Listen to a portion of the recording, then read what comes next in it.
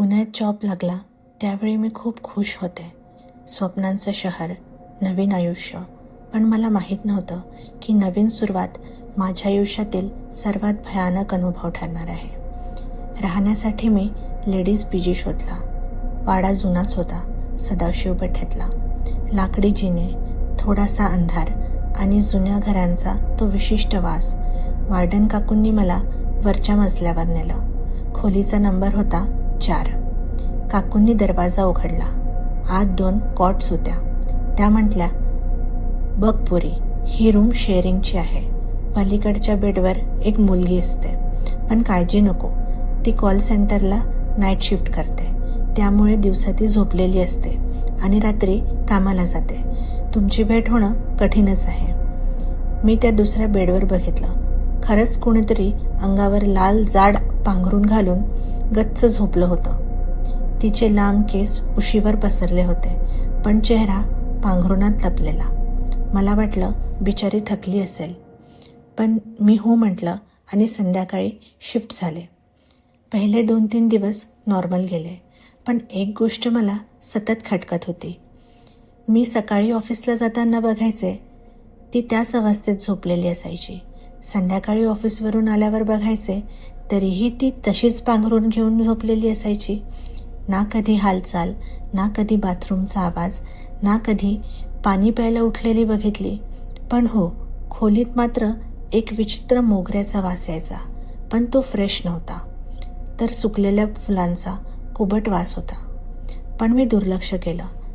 मला वाटलं ती दमून झोपत असेल. ती 3री रात्र होती. बाहेर खूप पाऊस पडत होता. खिडकीची तावदानं खाडखाड वाजत होती. रात्रीचे 2 वाजले असतील. अचानक मला जाग आली. रूममध्ये AC नसतानाही प्रचंड थंडी वाजत होती. मी डोळे उघडले आणि माझं लक्ष समोरच्या बेडवर गेलं आणि माझ्या काळजाचा ठोकाच चुकला. ती उठून बसली होती. अंधारात तिची आकृती स्पष्ट दिसत होती. तिने अंगावरून पांघरून अजून काढलं नव्हतं. ती तशीच पांघरून ओढून कॉटवर मांडी घालून बसली होती आणि माझी वाचाच बसली. मला वाटलं ती काहीतरी बोलेल, पण नाही, ती एकदम शांत होती. मी घाबरत विचारलं, काय झालं तुला?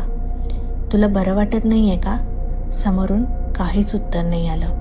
फक्त एकच गोष्ट घडली. त्या पांघरुणाच्या आतून एक खोल रडल्यासारखा आवाज आला. तो आवाज माणसाचा वाटत नव्हता. मी घाबरून डोक्यावर चादर घट्ट घेतली आणि देवाचा धावा करत तशीच पडून राहिली. सकाळ होताच मी धाडकन उठते. समोर बघितलं आणि ती पुन्हा तशीच झोपली होती, अगदी तशीच. माझा धीर सुटला. मी रागाच्या भारात आणि भीतीने खाली वार्डन काकूंकडे धावत गेले. मी त्या काकूंना म्हटलं, काकू, ती माझी रूममेट ना खूप विचित्र आहे. ती दिवसरात्र झोपून असते आणि रात्री उठून रडल्यासारखा आवाज काढते. मला भीती वाटते. प्लीज तिला रूम खाली करायला लावा. काकू भाजी चिरता थांबल्या.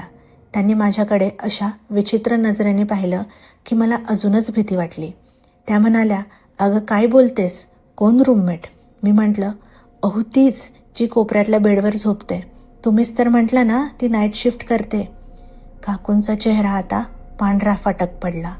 त्या थरथरत्या आवाजात म्हणाल्या, अगं त्या खोलीची चावी फक्त माझ्या आणि तुझ्याचकडे आहे. गेल्या 6 महिन्यापासून तिथे दुसरी मुलगी कोणीच नाही आली आहे. तू तिथे एकटीच राहतेस. ते ऐकून माझ्या पायाखालची जमीन सरकली. मी ओरडले, नाही, हे खोटं आहे. चला माझ्याबरोबर. मी धावत जिन्यावरून वर गेले. पाठोपाठ काकूही आल्या. आम्ही दरवाजा उघडला. समोरचं दृश्य पाहून माझा श्वास रोखला गेला. ती अजूनही तिथेच पांघरून ओढून झोपली होती. मी काकूंना बघितलं. त्याही घाबरल्या होत्या. मी मनाचा हिंया केला. आज बघायचंच कोण आहे तरी ती. मी हळूहळू बेडच्या दिशेने गेले. माझा हात थरथरत होता. मी त्या पांघरुणाला हात लावला आणि झटक्यात ते पांघरून जोरात ओढलं आणि तिथे काहीच नव्हतं. फक्त रिकाम्या उशांची रास. ना बेडवर कोणी मुलगी, ना काही. पण जेव्हा मी उशाशी पाहिलं तेव्हा माझ्या अंगावर काटा आला. त्या उशीवर नुकतंच कोणीतरी डोकं ठेवल्यागत खोलगट खड्डा झाला होता आणि तो खड्डा गरम होता, जसं काही सेकंदापूर्वी तिथे कोणीतरी होतं. आणि तोच सुकलेल्या मोगऱ्याचा कुबटसा वास दरवळत होता.